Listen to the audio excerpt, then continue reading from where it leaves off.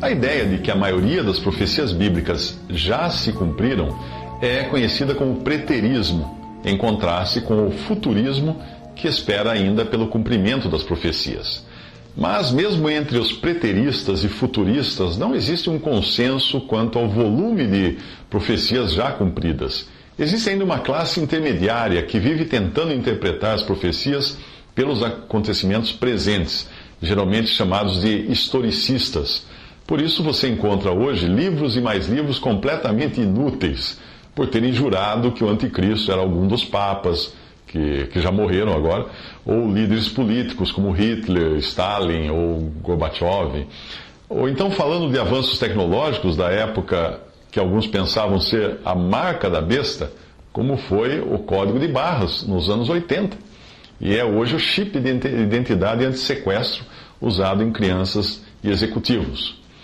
Já os futuristas, em alguns casos também chamados dispensacionalistas, entendem que a profecia tem a ver com Israel e o mundo, e não com a igreja.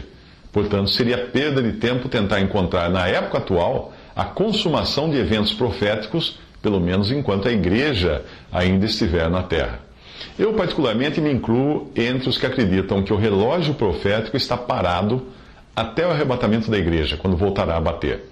Aí virá a última semana profética de Daniel, a 70ª semana, na metade da qual, semana de anos, semana de 7 anos, na metade da qual o anticristo se revelará e terá lugar, então, a grande tribulação que precede a vinda de Cristo ao mundo em poder e glória, juntamente com os santos que foram arrebatados e ressuscitados 7 anos antes do arrebatamento. Será instalado então o reino de 1000 anos de Cristo, sendo Israel a nação detentora de todas as promessas de Deus e com preeminência na terra. Seguido, então, da última rebelião de Satanás no final dos 1000 anos de reinado de Cristo. Essa última rebelião de Satanás será nesse fim e depois, então, virá o juízo final e, então, o estado eterno. A quase totalidade das religiões surgidas antes do século XIX adotam uma visão preterista e interpretam o reino de 1000 anos de Cristo como meramente simbólico. Entre os sistemas religiosos que não creem no cumprimento literal das profecias e do reino de 1000 anos de Cristo, estão católicos, anglicanos, presbiterianos, luteranos, alguns batistas, alguns metodistas. As religiões pentecostais, que surgiram principalmente durante e após o século XIX, adotaram uma visão futurista, porém muito mais historicista, pois elas vivem alardeando que alguma manchete de jornal já é o cumprimento de alguma profecia bíblica, geralmente para a vergonha do testemunho cristão, por depois falharem nessas suas previsões. Se você pertence a alguma denominação cristã fundamentalista, como católica, presbiteriana, luterana, metodista, batista, é provável que nem saiba que o corpo doutrinário do sistema sob o qual você está pode trazer afirmações do tipo: primeiro, a grande tribulação já teria acontecido com a queda de Israel e não ocorrerá novamente. Segundo, a grande apostasia, que seria abandono da verdade, teria ocorrido no 1º século, portanto, o que se deveria esperar seria uma cristianização crescente do mundo.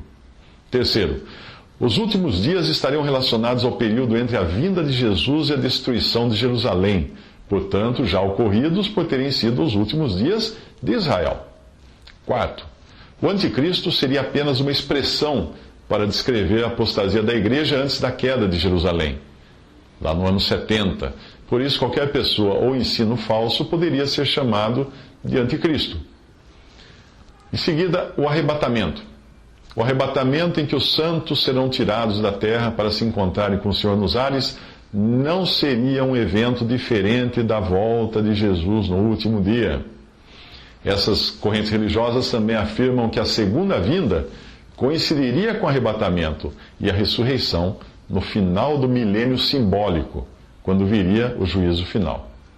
E elas também afirmam que a besta de Apocalipse teria sido Nero, então seria em vão tentar esperar que surgisse uma outra besta. Também dizem que o falso profeta de Apocalipse teria sido a liderança de Israel que rejeitou a Cristo e adorou a besta, e que a grande meretriz de Apocalipse teria sido Jerusalém, que sempre caiu na apostasia e perseguiu os profetas, perdendo assim o status de cidade de Deus. Também afirmam essas religiões fundamentalistas que o milênio seria o reino de Jesus que ele estabeleceu quando veio aqui no seu primeiro advento. Portanto, seria o período atual, quando os cristãos reinam sobre a terra e preparam o mundo para a segunda vinda de Cristo. Mas o que mais professam essas religiões fundamentalistas? Dizem que a primeira ressurreição de Apocalipse 20, versículo 5, seria uma ressurreição espiritual apenas, ou a justificação e regeneração de todo aquele que está em Cristo.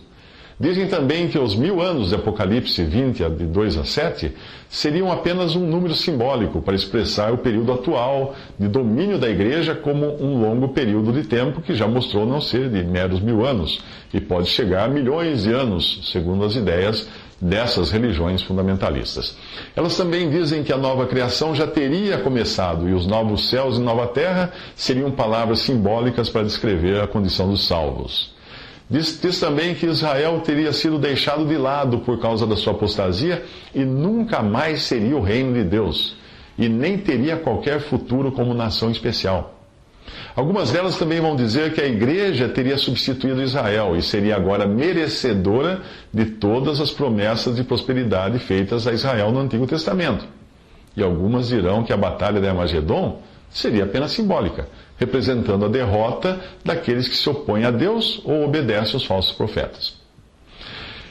Bem, eu vejo que o problema do preterismo é de base, é de fundamento. Se não existir a preocupação de se dividir a palavra de Deus de forma precisa, nós acabaremos achando que tudo o que está escrito vale para todos, em todo tempo, em todo lugar. A exortação dada por Paulo a Timóteo poderia ser traduzida mais literalmente assim: procura diligentemente apresentar-se a Deus aprovado, um obreiro que não tem de que se envergonhar, dissecando com precisão a palavra da verdade. Essa seria a tradução ao pé da letra de 2 Timóteo 2,15. O sentido da palavra grega, que foi traduzida como manejando ou manejar nas versões Almeida, ela é no grego dissecar, ou seja, separar os órgãos de um ser vivo com o objetivo de examinar cada um separadamente. Só assim é possível entender cada evento no seu devido lugar e em sua relação com o todo, e não simplesmente jogar toda a profecia bíblica na vala comum do simbolismo ou então da história acabada. Basta aplicar este princípio ao livro de Apocalipse para nós vermos que o próprio livro está dividido em 3 grandes seções. A primeira: escreve, pois, as coisas que viste, é a primeira seção, e as coisas que são, a segunda seção, e as coisas que hão de acontecer depois destas, terceira seção. Isso está em Apocalipse 1:19. Não precisa ser nenhum Sherlock para perceber que a referência feita no